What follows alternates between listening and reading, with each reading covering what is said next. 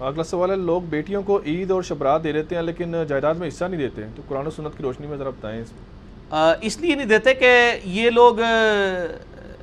مسلمان ہی نہیں ہوئے، انڈیا پاکستان کے لوگ، اسلام نے ان کو قبول کر لیا ہوا ہے، اسلام کی مہربانی ہے، انہوں نے اسلام قبول ہی نہیں کیا صحیح طریقے سے، یہ اپنی مرضی والا اسلام قبول کرتے ہیں۔ چونکہ ہندوؤں کے ساتھ رہے، عورتوں کو انہوں نے پاؤں کی جوتی بنا کے رکھا، حالانکہ ہندو تو اس لیول پہ نہیں کرتے تھے جو مشرکین عرب کرتے تھے عورتوں کے ساتھ، نبی علیہ السلام نے وہاں پہ بھی دعوت بلند کی، اور دیکھیں صحابہ کرام نے کس طریقے سے، پھر سن نسائی میں حدیث ہے ماں کے قدموں کے نیچے جنت ہے، چھوٹی بات ہے۔ صحیح مسلم میں حدیث ہے جس نے 2 بچیوں کی پرورش کی اور حتیٰ کہ ان کی شادی کی صحیح طریقے سے، وہ جنت میں جائے گا ان کے سبب سے، اتنی فضیلتیں آئی ہیں۔ تو لیکن یہ عورتوں کو حق نہیں دیتے، اسی وجہ سے پھر ہماری عورتیں جو ہیں وہ پھر غیر مسلموں کی سازشوں کے ہتھے چڑھ جاتی ہیں، اور وہ کہتی ہیں عورتوں کو حقوق دیں، تو کسی حد تک صحیح کہہ رہی ہیں، حقوق تو کوئی نہیں مل رہے ہیں عورتوں کو، اور ایسی بدماشی کرتے ہیں بڑے بھائی، وہ کہتے ہیں جی بہنوں نے بخش دیا ہے، اس طریقے سے بخشوایا جاتا ہے۔ اس کا طریقہ یہ ہے کہ آپ اپنی بہن کو کہیں کہ یہ ہے بہن صاحب آپ کی 10 لاکھ روپے والد صاحب کی طرف سے، یہ آپ رکھیں، جب وہ پکڑ لے پھر اس کو کہ آپ یہ مجھے دے دیں، میں تک نہ کیڑی بہن تو انہوں دین دی ہے،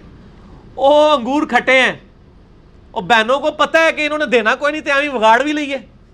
دینا تو بھائیوں نے کوئی نہیں ہے تو بگاڑ بھی لیں، اس لیے وہ معاف کر دیتی ہیں۔ آپ ان کے ہاتھ میں دیں، میں دیکھتا ہوں کون سی بہن معاف کرتی ہے، وہ بیچاریوں کو ملنا ہی نہیں ہوتا، وہ کہتی ہیں بھائیوں سے بھی نہ جاتی رہیں، تو یہ حرام ہے۔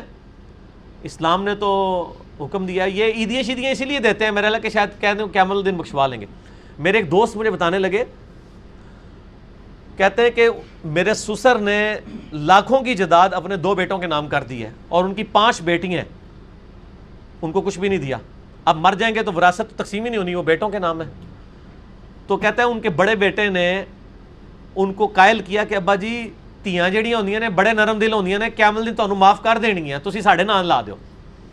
کوئی نہیں معاف کرنگی ابا جی، قیامت والا دن تو لوگ کہیں گے مجھ سے میرے بیوی بچے ماں باپ لے لو مجھے چھوڑ دو، یہ لگ پتہ جائے گا تو یہ ظلم کر رہے ہیں، اور بالکل بچیوں کو ان کا حصہ دینا چاہیے۔ اور یہ کہنا جی ہم نے جہیز دے دیا تھا، اب وراثت تو مرنے کے بعد تقسیم ہوتی ہے، جہیز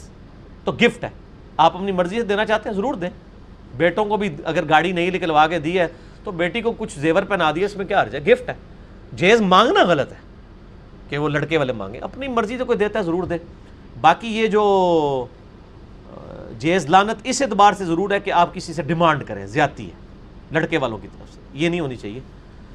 تو یہ برابر کا حصہ اپنی زندگی میں دینا چاہیے۔ صحیح بخاری میں حدیث ہے، نبی علیہ السلام کے پاس ایک صحابی آیا اور اس نے کہا میں نے اپنے ایک دوست اپنے بیٹے کو ایک غلام ہبہ کیا ہے، آپ فرمایا باقی بیٹوں کو بھی کیا ہے؟ کہا نہیں، فرمایا اس سے بھی واپس لے۔ کیا تو مجھے گناہ پر گواہ کرنا چاہتا ہے؟ کیا تو چاہتا ہے کہ سارے بیٹے تجھ سے ایک جیسا سلوک کریں؟ یا رسول اللہ چاہتا ہوں۔ تو فرمایا تم بھی ان کے ساتھ ایک جیسا سلوک کرو۔ زندگی میں گفٹ میں عورت اور مرد کا آدھا والا فرق بھی نہیں ہے، گفٹ برابر ہوتا ہے۔ وراثت میں عورت کو آدھی ملتی ہے، ظاہر ہے اس کو اپنے خاوند سے بھی بعد میں مل جانی ہے نا، ادھر سے بھی۔ وراثت میں مسئلہ 22 میرا دیکھ لیں، وراثت کیا ہوتی ہے، ہبہ کیا ہوتا ہے، اور وصیت کیا ہوتی ہے، یہ 3 علیحدہ سے ٹرمز ہیں۔ وراثت جو مرنے کے بعد آپ کے مال میں سے تقسیم ہونی ہے، ہبہ جو آپ اپنی زندگی میں گفٹ کرتے ہیں وہ بھی 1/3 مال سے زیادہ نہیں کر سکتے، اور وصیت یہ ہے کہ میرے مرنے کے بعد فلاں کو ملے، لیکن وہ فلاں جو ہے نا وہ آپ کا وارث نہیں ہونا چاہیے، کیونکہ بخاری میں حدیث ہے، فتح مکہ کے موقع پہ نبی علیہ السلام نے فرمایا اللہ نے وارثوں کا حق قرآن میں رکھ دیا ہے، لہٰذا آپ کوئی شخص اپنے وارث کے لیے وصیت نہ کرے کہ میرے مرنے کا فلاں کو ملے، اس کو اتنا ہی ملنا ہے جتنا اللہ نے قرآن میں سورۃ النساء میں رکھا ہے۔ مسئلہ 22 میرا دیکھ لیں، میں نے ساری آیات سورۃ النساء کی وہ پڑھائی ہیں۔